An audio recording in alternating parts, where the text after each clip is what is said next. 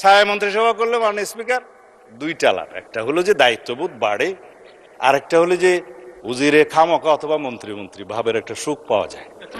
তো আমি অভিনন্দন জানাই যে আসুন আমরা শ্যাডো মিনিস্ট্রি হিসেবে আপনারা ডিক্লেয়ার করুন, কাউন্টার পার্ট হিসেবে আমার বিপরীতে মনে হয় আমার সোজাসুজি আছে হোম মিনিস্টার সাহেব শ্যাডো।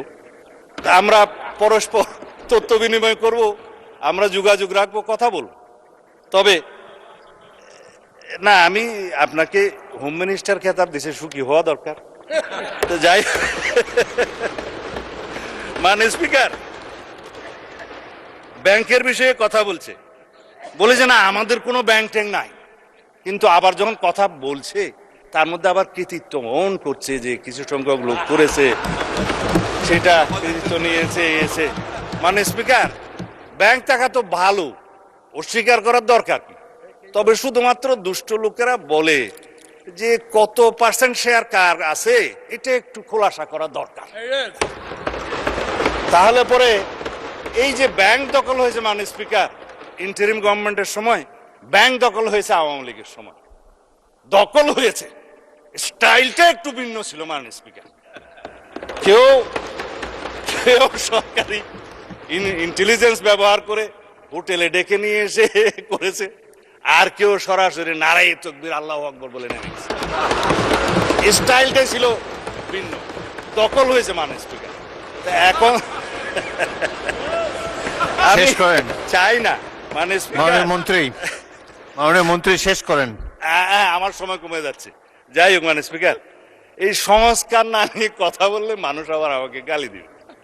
ইন্টারিম গভর্নমেন্টের সময় তিনটা শব্দ খুব বেশি বাজার পেয়েছে, একটা হচ্ছে সংস্কার, আর একটা হচ্ছে বিচার, আর একটা হচ্ছে নির্বাচন।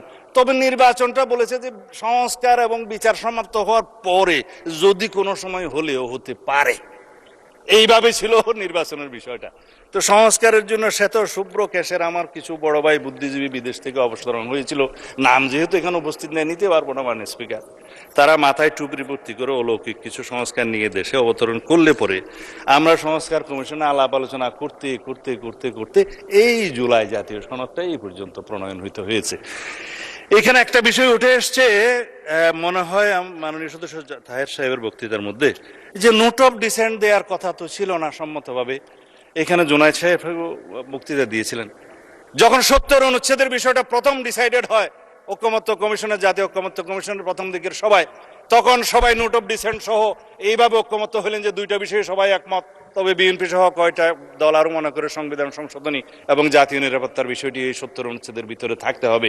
সেই দিন থেকে ডিসাইড হলো নোট অফ ডিসেন্ট সহকারে জুলাই জাতীয় সনদ প্রণীত হবে, এবং নোট অন ডিসেন্ট সহকারে আপনারা স্বাক্ষর করেছেন, এখানে স্বাক্ষর আছে বড় বড় হাতের স্বাক্ষর, আমরাও স্বাক্ষর করেছি। আসুন সেই জুলাই সনদকে বাস্তবায়ন করি।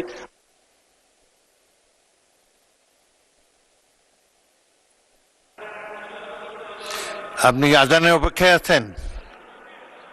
আচ্ছা চালান, আজান পর্যন্ত বলেন। ঠিক আছে মানে খাঁটি প্র্যাকটিসিং মুসলিম তো আজান দিলে নিজে নিজেই বন্ধ হয়ে যাবো।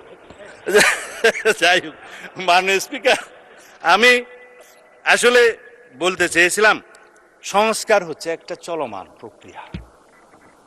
এই সংস্কার শহীদ রাষ্ট্রপতি জিয়াউর রহমানের সময় শুরু হয়েছিল, দেশনেত্রী বেগম খালেদা জিয়া এটা টেনে নিয়ে গেছেন, এবং জনাব তারেক রহমান এই সংস্কারের প্রস্তাব দিয়েছেন, 31 দফা প্রণয়ন করেছেন। আমরা নির্বাচনী ইশতেহারে সেটা ধারণ করেছি। জুলাই জাতীয় সনদের মধ্যে আমরা অনেক কিছুই পেয়েছি, আবার অনেক কিছুই পাইনি, যেগুলো আমাদেরকে 31 দফার ভিত্তিতে করতে হবে। সংবিধানে অনেক কিছু আনতে হবে, যা আমরা সম্মত হয়েছিলাম জুলাই জাতীয় সনদে সেরকম অনেক বিষয় আসেনি। যেমন সংবিধানে 3টা তফসিল, জনাব শেখ মুজিবুর রহমানের ভাষণ সহ সবকিছু সংবিধান হয়ে গেছে মাননীয় স্পিকার। এগুলো আমাদেরকে তো বিলুপ্ত করতে হবে। পঞ্চদশ সংশোধনীর সমস্ত তফসিলগুলো 5, 6 এবং 7 তফসিলগুলো আমাদের বিলুপ্ত করতে হবে। একমত হয়েছিলাম, সনদে আসে নাই, একটা বাদ গিয়েছে। আমরা একমত হয়েছিলাম এই সমস্ত ছবি টানানোর কার কার জন্য একটা বিধান আছে আর্টিকেল 4-এ, সেই ছবি টানানোর বিষয়ে আমরা ছবি বিলুপ্ত করার জন্য ঐকমত্য কমিশনের প্রস্তাব, সংস্কার কমিশনের প্রস্তাবে আমরা একমত হয়েছিলাম। কিন্তু সনদ যখন স্বাক্ষর করলাম তখন ওইটা নাই, বললো যে 2-1টা বামপন্থী দল নারাজ হয়ে গেছে, এটা থাক। তাই বললাম এখানে যদি আপনারা খুশি করার জন্য সনদ স্বাক্ষর করেন তো করতে পারেন, কিন্তু মাননীয় স্পিকার আমাদের একটা তাগাদা ছিল যে এরা সংস্কারের বাহানায় যদি নির্বাচনটা না হতে দেয়, সেজন্য আমরা সবকিছুতে আপোষ করে জুলাই জাতীয় সনদেও স্বাক্ষর করেছি, আমরা একত্রিত হয়েছি, সমঝোতা হয়েছে এবং নির্বাচনের স্বার্থে আমরা অনেক কথা বলি নাই।